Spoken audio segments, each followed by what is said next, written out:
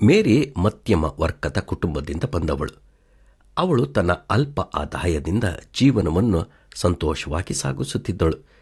ಅವಳ ಜೊತೆ ಕೆಲಸ ಮಾಡುವ ಒಬ್ಬ ಸ್ನೇಹಿತೆಯು, ನಾವು ಕಷ್ಟಪಟ್ಟು ಸಣ್ಣ ಸಣ್ಣ ಚಿನ್ನವನ್ನು ಖರೀದಿಸಿದರೆ ನಮ್ಮ ಮನೆಯಲ್ಲಿ ಐಶ್ವರ್ಯ ಹೆಚ್ಚುತ್ತದೆ ಎಂದಳು.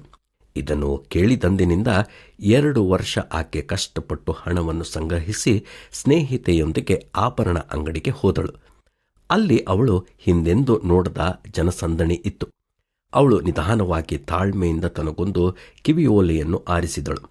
ಅವಳು ಹಣವನ್ನು ಕೊಡಲು ಚೀಲವನ್ನು ನೋಡಿದಾಗ ಅದರಲ್ಲಿದ್ದ ಹಣವು ಕಾಣೆಯಾಗಿರುವುದನ್ನು ನೋಡಿ ಆಕೆ ಗಾಬರಿಗೊಳಗಾದಳು. ಮ್ಯಾನೇಜರ್ ಸಹಾಯದಿಂದ ಆಕೆ ಎಲ್ಲ ವಿಡಿಯೋಗಳನ್ನು ಕೂಲಂಕುಷವಾಗಿ ನೋಡಿದರೂ ಸಹ ಹಣ ತೆಗೆದವರ ಬಗ್ಗೆ ಯಾವುದೇ ಮಾಹಿತಿ ದೊರೆಯಲಿಲ್ಲ.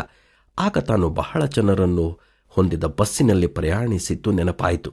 ಏನು ಮಾಡಲು ಸಾಧ್ಯವಿಲ್ಲದೆ ಬಹಳ ದುಃಖದಿಂದ ಚಿನ್ನವನ್ನು ಖರೀದಿಸದೆ ಮನೆಗೆ ಹಿಂದಿರುಗಿದಳು. ಅವಳ ಬಳಿ ಮೊದಲೇ ಚಿನ್ನಗಳಿದ್ದರೂ ಸಹ ಅದರ ಆಸೆಯಿಂದ ಅವಳು ಕಷ್ಟಪಟ್ಟಳು. ಹಣ ಕಳೆದುಕೊಂಡ ನಂತರವೇ ಅವಳ ಆಸೆ ಅತಿ ಆಸೆ ಎಂದು ಅವಳು ತಿಳಿದುಕೊಂಡಳು. ಮೈತುಂಬ ಬಂಗಾರವನ್ನು ಹಾಕಿಕೊಳ್ಳುವ ಆಸೆ ಈ ದೇಶದಲ್ಲಿ ಮಾತ್ರ ಇರುತ್ತದೆ.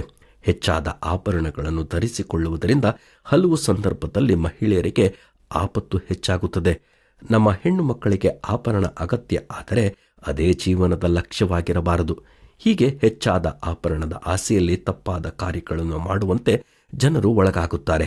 ಆದರೆ ನಾವು ಈ ಲೋಕವನ್ನು ಬಿಟ್ಟು ಹೋಗಬೇಕಾದರೆ ನಾವು ಯಾವುದೇ ರೀತಿಯಾದ ಆಭರಣವನ್ನು ತೆಗೆದುಕೊಂಡು ಹೋಗುವುದಿಲ್ಲ.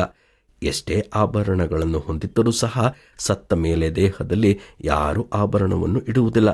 ಹಾಗಾದರೆ ಇಂದಿನಿಂದ ಆಭರಣದ ಮೇಲೆ ಆಸೆ ಪಡುವುದನ್ನು ಬಿಟ್ಟು ದೇವರ ಮೇಲೆ ಸಂಪೂರ್ಣವಾದ ಆಸೆಯನ್ನು